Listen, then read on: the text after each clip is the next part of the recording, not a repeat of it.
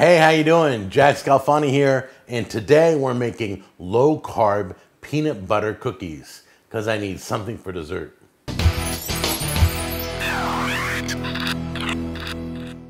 I gotta tell you something. Thank God for almond and coconut flour because it lets us replace regular flour. So today we're using coconut flour, we're using Splenda, peanut butter, eggs, salt, and vanilla extract. First thing I want to remind you is to get the all-natural peanut butter because all-natural peanut butter has less sugar. You want to get all-natural or make your own if you know how to make peanut butter.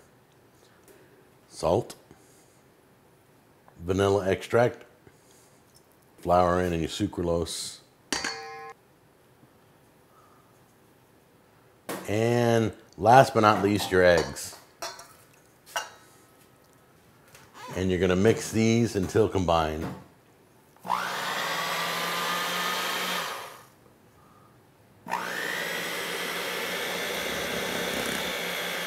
Now here's a quick tip.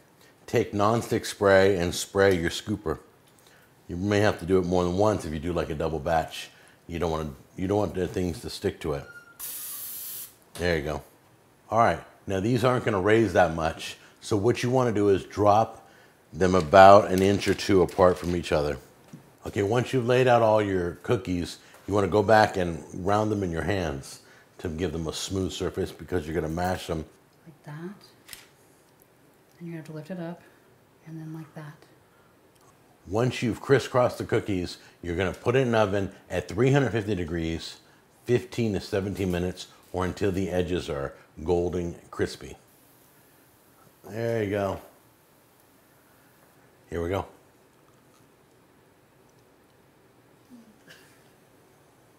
Ooh,